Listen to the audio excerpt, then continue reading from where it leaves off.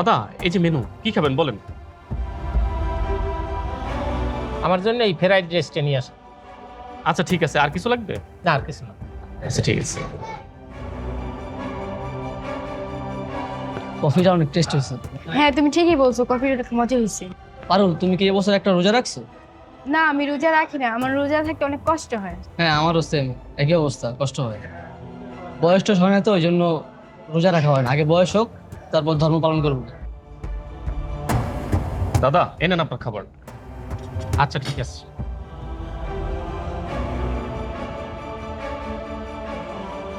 দাদা, এনেন আপনার পানি।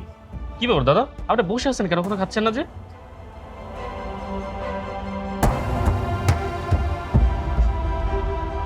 এখন ইফতারি আজান দিতে আধা ঘন্টা বাকি।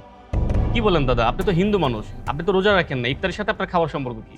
দেখেন, আমি হিন্দু হইলেও আমি সব ধর্মকে সম্মান করি। আপনাদের মুসলিম ধর্মে পবিত্র রমজান মাস চলতেছে, আমি রোজাদারদের সম্মান করি, এই জন্য তাদের সামনে খাই না। দুপুরের খাবারটা একবারে সন্ধ্যায় খাই।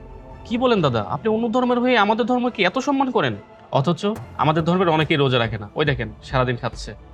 দেখেন, এগুলো যার যার ব্যক্তিগত ব্যাপার। আমরা মানুষ হিসাবে যে যে ধর্মেরই হই না কেন, একে অন্যের ধর্মকে সম্মান করা উচিত। দাদা, আমাদের ধর্মের প্রতি আপনার শ্রদ্ধা দেখে সত্যি আমি মুগ্ধ। দাদা, আমি তাহলে যাই, ইফতারের টাইম তো, কাস্টমারের অনেক চাপ। কাকা বাবু নমস্কার। নমস্কার। কাকা বাবু, আপনার কথাগুলো শুনে আমরা দুজনেই অনেক অনুতপ্ত। আপনি অন্য ধর্মের মানুষ হয়ে আমাদের ধর্মকে এত সম্মান করেন। আসলে কাকাবাবু, আমরা মুসলিম হয়ে আমাদের ধর্মটাকে ঠিকভাবে পালনও করি না। এই যে দেখেন, রোজার সময় আমরা খাচ্ছি, রোজাও রাখি নাই, অথচ আপনি আমাদের ধর্মের প্রতি সম্মান রেখে খাবার নিয়ে বসে আছেন। দেখো বাবা, তোমাদের কথাও আমি শুনছি, বয়স হইলে তোমরা রোজা রাখবা, ধর্ম পালন করবা, এই কথাটা আসলে ঠিক না। যুবক বয়সের এবাদত সৃষ্টিকর্তা বেশি পছন্দ করে। আর তুমি কতদিন বাঁচবা তার কোনো গ্যারান্টি নাই। এমনও তো হতে পারে তুমি কালকে মারা যেতে পারো, তখন বাবা কি হবে? কাকা বাবু, আপনি আসলে আমাদেরকে অনেক বড় একটা শিক্ষা দিলেন।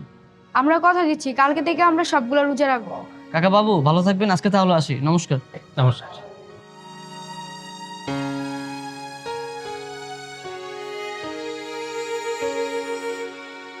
Allah